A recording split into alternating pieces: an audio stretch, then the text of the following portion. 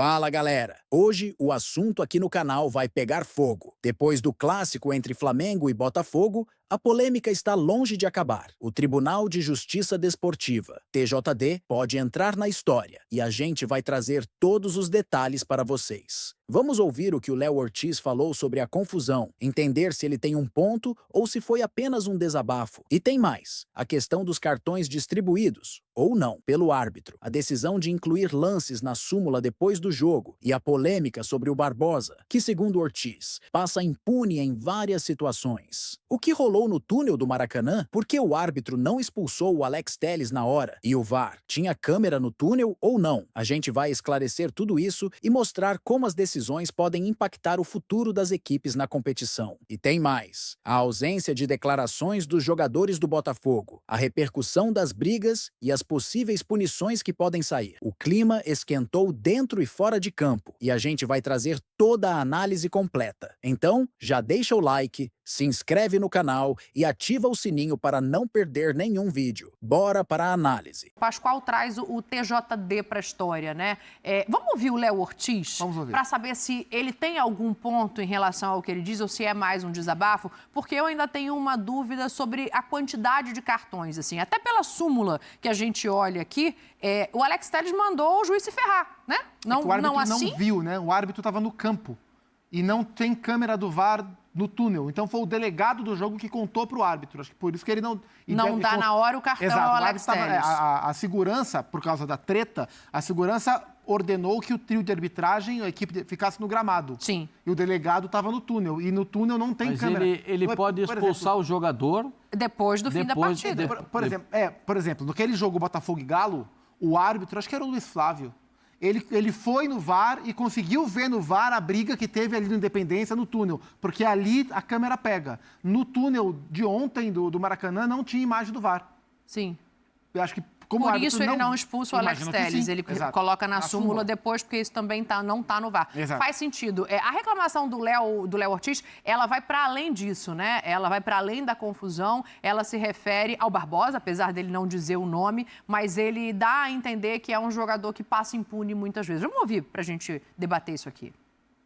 Eu acho que assim, eu acho que a gente, ano passado, quando a gente foi jogar lá, quando a gente fez o gol, houve provocação do nosso lado e no fim a gente tomou 4-1 e eles vieram, zoaram e beleza, a gente saiu, aceitou e segue o jogo. Hoje a gente venceu, como venceu na Supercopa, e eu acredito que não houve mesmo retorno, assim, sendo que a gente nem zoou, né? Acho que tem sempre alguém que todo jogo tenta armar confusão, tenta dar soco sem bola. Vocês veem os lances aparecendo aí, não preciso ficar falando também. Eu não quero falar muito disso, mas eu acho que a briga começou por eles. Acho que a gente não tem que se orgulhar das agressões que aconteceram ali, mas também quando um companheiro nosso está sendo agredido, também a gente às vezes reage em alguns momentos, então a gente vai apoiar todos os nossos companheiros, muitos com certeza reagiriam da mesma forma e protegeriam um companheiro nosso. Então, não posso crucificar nenhum companheiro por alguma agressão ali que aconteceu, mas realmente a gente não pode se orgulhar disso, a gente tem que focar sempre no espetáculo, no jogo bom que a gente fez, no espetáculo que a gente fez, e porque às vezes isso ofusca um pouco o nosso jogo com essas brigas no final. O Léo estava ali porque ele faz o gol, né, Zinho, da vitória do Flamengo e acaba tendo que falar sobre a confusão. Sim. Só para a gente esclarecer aqui, Tetra, antes de passar, acho importante a gente dizer isso, não tem nenhum jogador do Botafogo aqui no nosso clube porque eles não falaram. Inclusive, eles passam na zona mista, quando a Roberta Barroso pede que eles parem para falar, o Gregory, se não me engano, fala, estamos proibidos. Então, os jogadores do Botafogo não se manifestaram publicamente depois da partida. Foi interpelado pela Roberta. Só por isso que, efetivamente, não tem nenhum deles aqui. A gente até mostra a imagem daqui a pouco de novo do Barbosa saindo, Zinho. Mas o Léo faz ali um desabafo, me parece, no intuito de defender ali os próprios companheiros, falando em reações, e pesa um pouco a mão no Barbosa. Ele é esse jogador que provoca, Sim. Ele é o jogador da chegada dura, mas chega a ficar impune, essa aí é a imagenzinha dos jogadores indo embora sem falar. Ele foi expulso, né? Não tá impune. Inclusive vai pegar um ganchinho bom, hein? Vai pegar uns jogos. Porque essas cenas aí na hora do julgamento, vão aparecer. Com certeza. E para piorar, o VAR não tinha, mas o tribunal vai ter as imagens do túnel. Tudo que foi proporcionado porque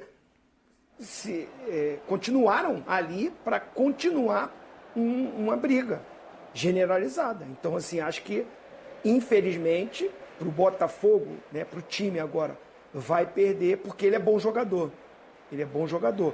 Passou do ponto, às vezes passa do ponto, né? É um cara que é mais líder, xerifão, mas eu acho ele muito bom zagueiro.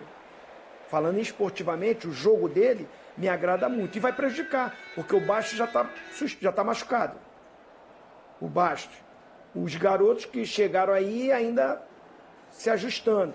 E o Botafogo num sufoco para tentar chegar à semifinal. O Botafogo vai pegar o Boa Vista no final de semana, fora de casa, lá em Bacaxá. E depois tem o clássico contra o Vasco. Um vai matar o outro. E o Botafogo com mais desfalques. Isso é muito ruim. Olha o que acarreta, né, as atitudes. Mas vai ser punido. O Léo Ortiz, acho que ele vai bem quando ele fala que todo mundo fica envergonhado dessas cenas. E a gente vê aí mais uma do Alexander Barbosa. Acho que a rivalidade se aflorou muito para esses grupos. Sempre teve rivalidade os clássicos.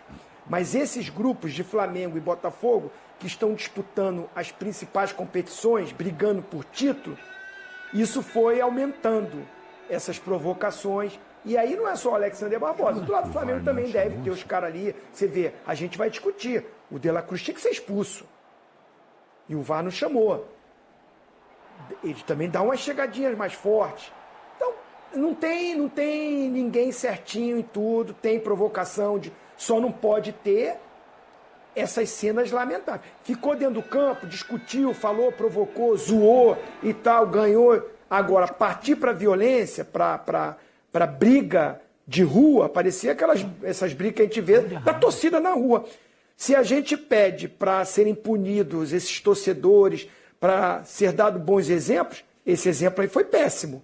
Isso aí não é bom, acho que o Léo Ortiz cita nesse sentido. E aí aquela coisa que eu falei do Gerson.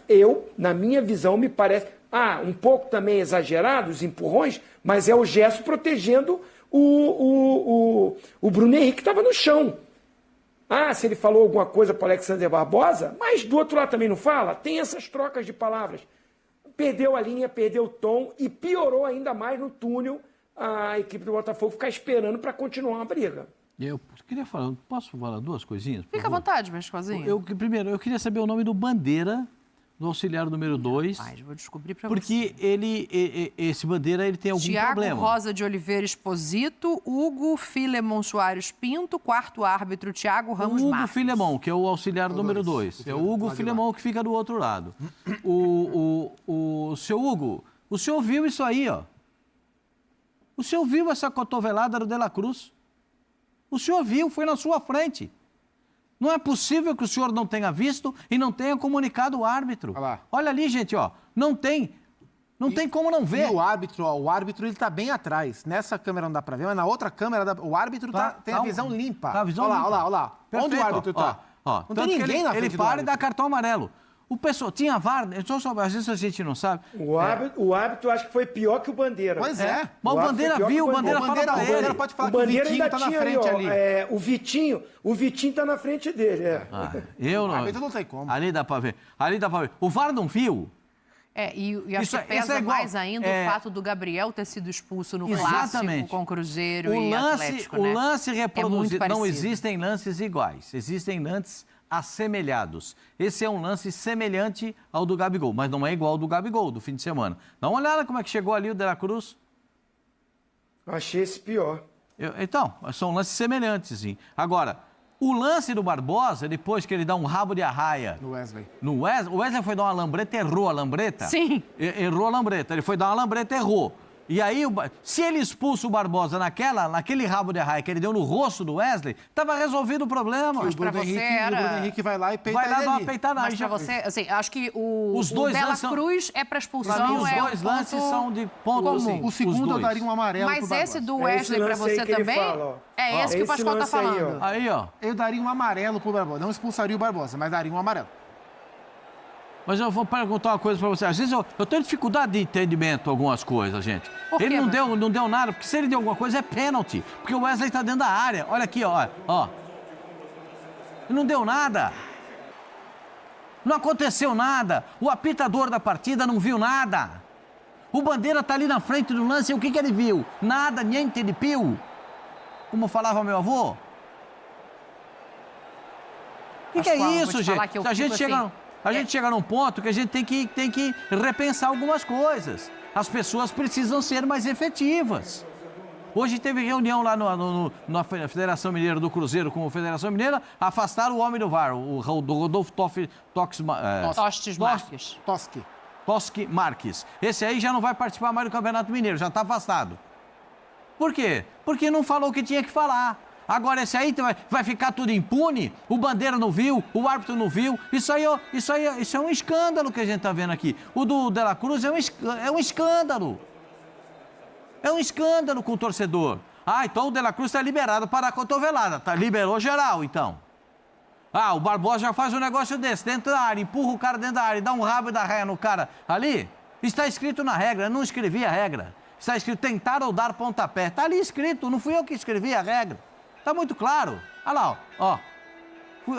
Gente, eu tô xarope com esses negócios, porque não é possível que os caras não consigam enxergar minimamente o razoável. Às vezes eu passo assim, vejo o jogo e vou dormir nervoso, fico irritado, e aí depois eu vou saber minha irritação. É por causa disso aí, ó.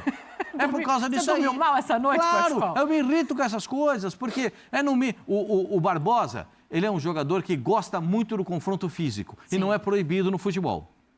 O confronto físico é permitido no futebol, desde que seja leal, desde que tenha uma paridade, você ombro com ombro. Se você é mais forte, você vai ter uma chegada mais forte, vai poder derrubar o adversário, mas ombro com ombro.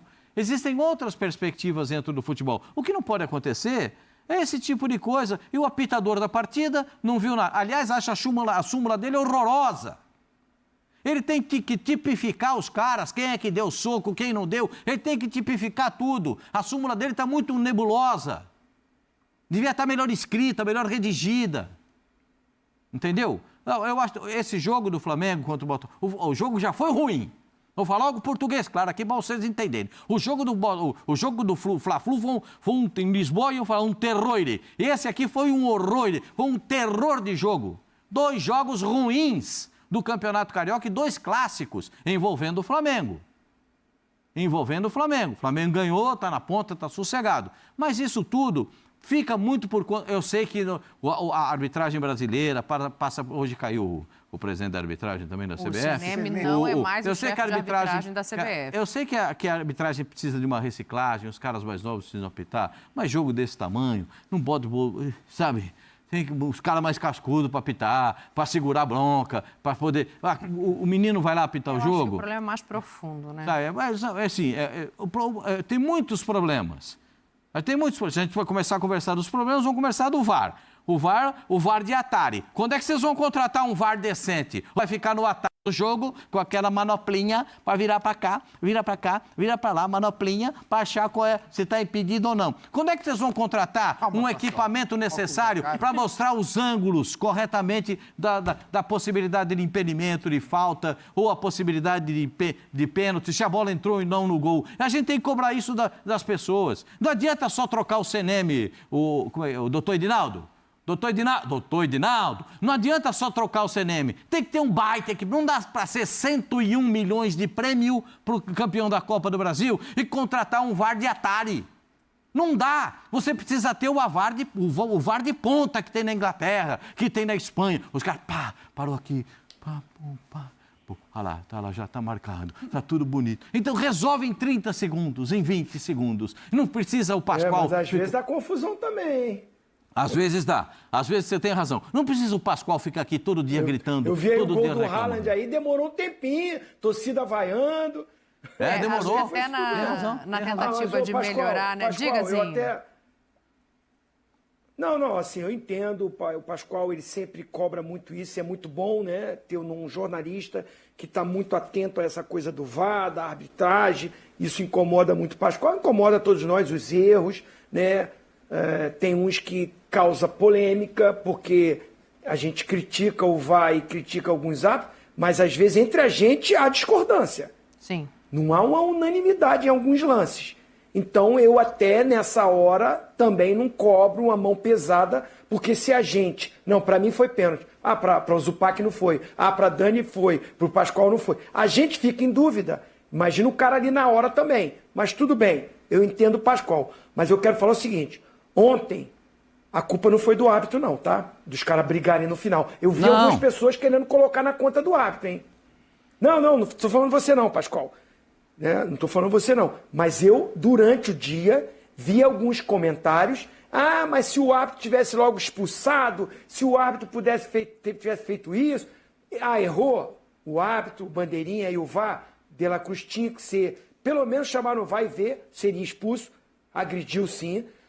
Eu estou com o Zupac, não expulsaria o Barbosa por esse lance, não. Né? Ali acontece essas coisas assim, expulsar, não expulsaria por esse lance. Mas você vê que já começa dali essa coisa que o Léo Ortiz falou. Não começou nesse jogo. Sim. Essa rivalidade, essa discussão, não começou nesse jogo. Pelas declarações do Léo Ortiz. Ah, nós fomos lá, perdemos, tomamos 4-1, zoaram a gente e tal, nós aceitamos. Aí agora aqui, ganhamos lá na Supercopa, ganhamos aqui, não aceitou e tal. Então, assim, já vem de trás essa discussão, essa briga entre esses jogadores. Então, eu vou colocar na conta deles.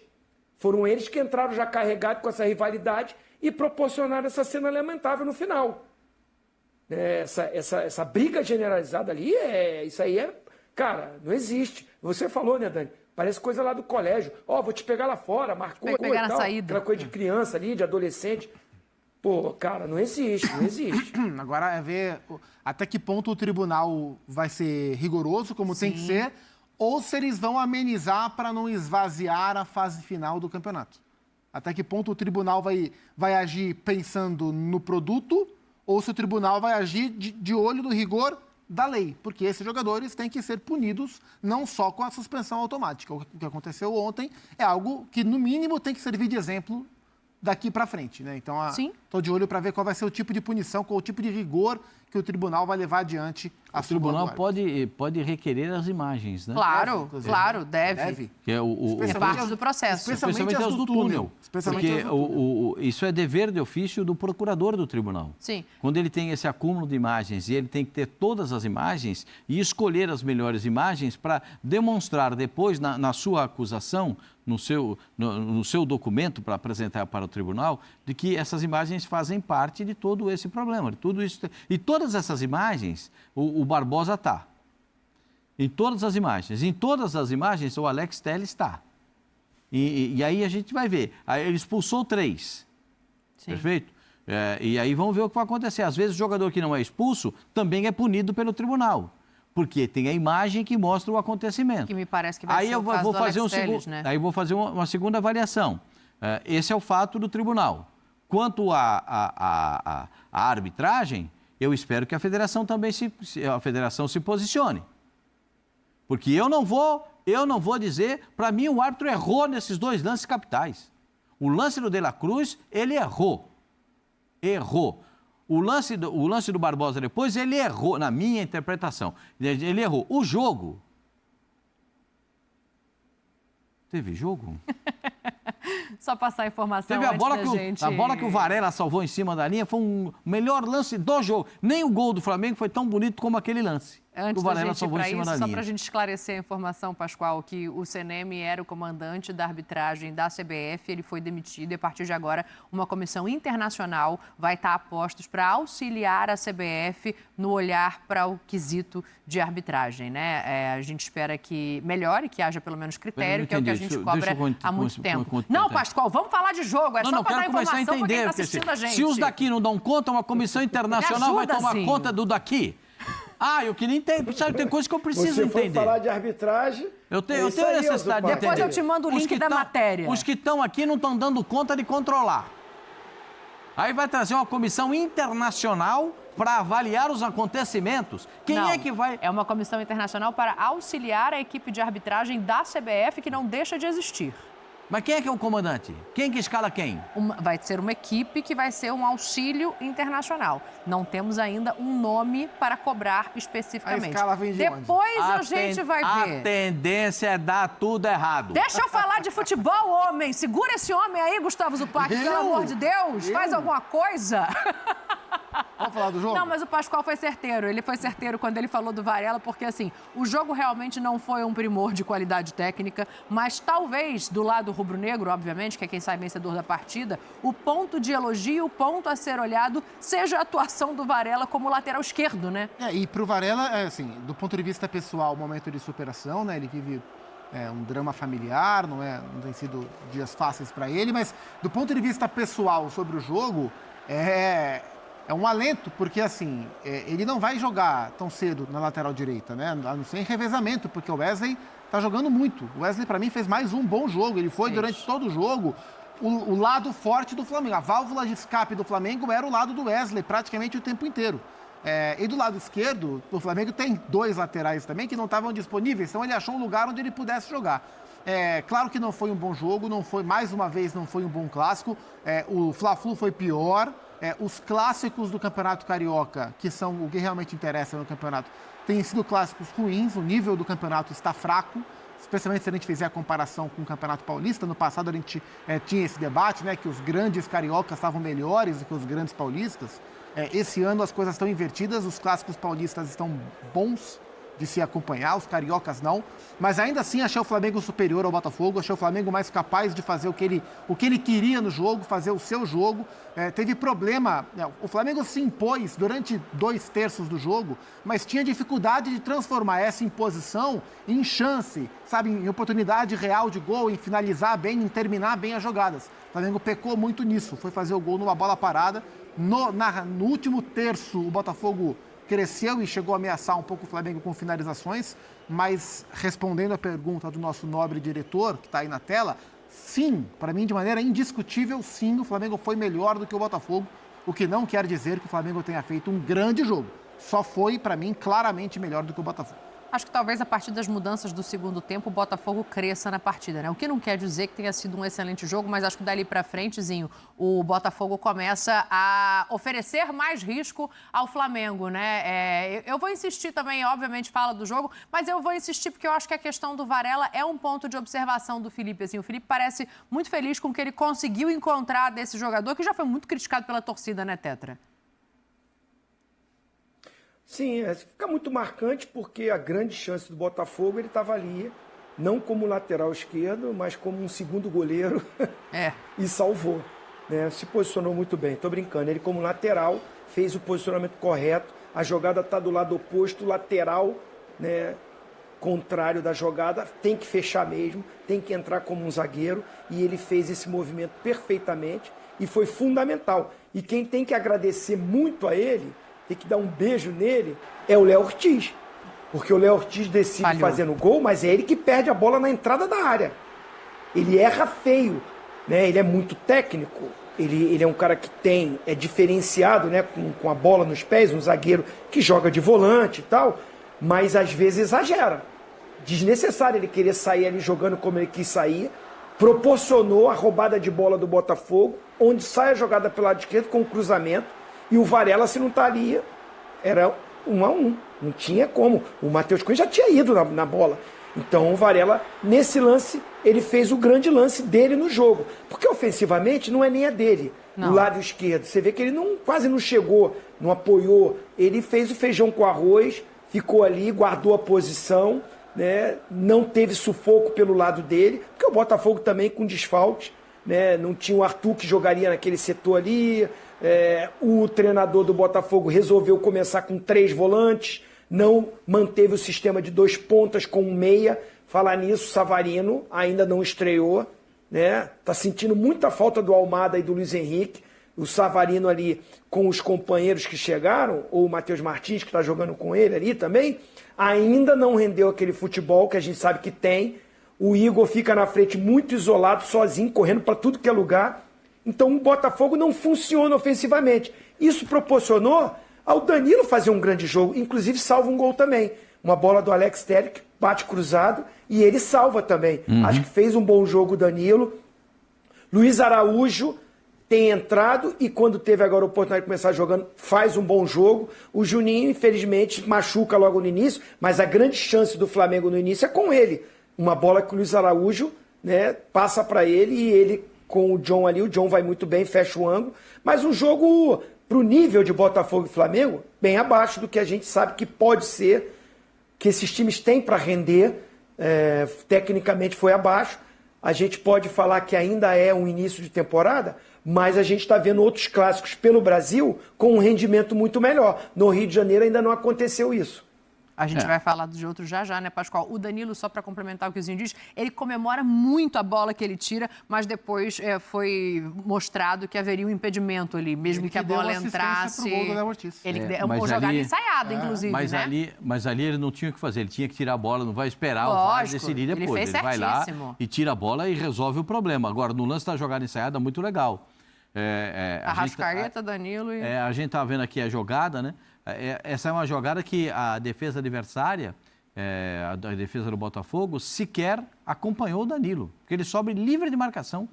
Livre, soltinho no segundo pau. Soltinho, soltar a imagem no gol, você vai ver. O Arrascaeta bate a falta e não é nem uma falta rasante, né? É a bola que faz. A bola ainda vai fazer aquela alça, né? Sim. Para chegar. A bola não vem rasante. Ela ainda sobe, ó, quer ver? Ó, a bola ainda vai subir um pouquinho, ó. A bola vai subir um pouquinho, ó. Para chegar lá, ninguém marcou. E aí, entra o Léo, eu até imagino... O movimento dele confundiu, né? Ó, tem três jogadores... Na hora que vai bater, ele faz uma volta, presta atenção. Deve passar de novo.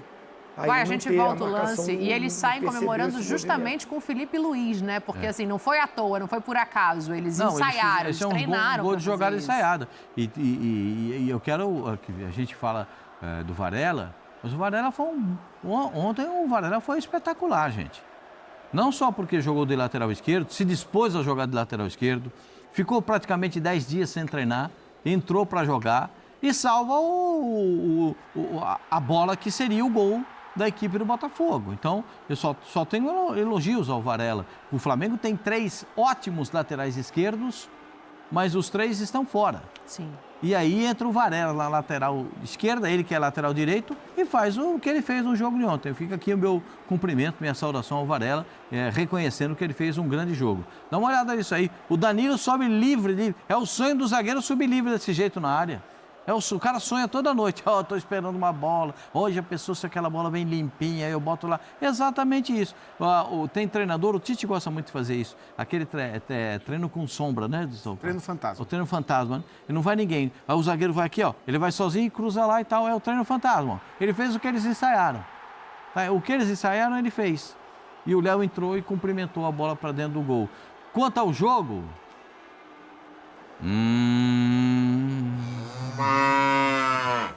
Você achou tão baixo assim eu achei ruim. Eu achei o Fla-Flu muito pior, por exemplo. Eu também achei. A sua escala está decrescente. A questão é que pior para o jogo foi que ele foi durante o Corinthians e Santos, que foi um jogo muito melhor. Então, quem acompanhava os 2 clássicos ao mesmo tempo, viu uma diferença de intensidade, de ritmo, de produção das 2 equipes, porque o Botafogo está com problemas para jogar. O Botafogo não conseguiu ontem colocar nem a sua formação básica, né? O Botafogo, os problemas são tantos, né, nessa transição ainda confusa do que vai ser o Botafogo para 2025, que o Botafogo mudou o sistema, né? Ontem jogou com Gregory, Marlon e Alan, com o Savarino de 10 e com dupla à frente, né? Com o Igor Jesus fazendo dupla à frente com o Matheus Martins, e isso trava o jogo do Botafogo, né? E o Botafogo foi um time que tinha mais capacidade para marcar do que para agredir. Então, o Botafogo é um time que tem um jogo de transição, ou tinha um jogo de transição muito forte, era um jogo lá e cá o tempo inteiro. Ontem não foi. Ontem, durante boa parte do jogo, especialmente até a metade do segundo tempo, foi um jogo do Flamengo instalado no seu campo de ataque, e o Botafogo tentando encontrar algum mecanismo para sair. E não encontrando, e o jogo não fluindo. Por isso que o Flamengo, na minha visão, foi melhor, mesmo sem ter feito um grande jogo, mas mereceu, para mim, de maneira incontestável a vitória. Vou falar uma coisinha só para você. Pedro faz falta. Tem tanta bola que passa ali na área do Flamengo, não tem o pé do Pedro para chacoalhar o Barbosa. O Juninho também sai muito cedo, né? Ele toma pancada do Barbosa, o Flamengo inclusive fala que não teve eu tô analisando ele, sabe disso? nenhuma lesão a minha análise grave. do Juninho ainda não está completa. Pascoal hoje está impossível. No Juninho eu tô analisando ele. Não tem nenhuma lesão grave, Pascoal. Então você vai poder analisar em breve, mas não quer dizer que necessariamente ele vai jogar contra o Vasco no final de semana, até porque o jogo é sábado à noite, né? É muito próximo a cara do Pascoal.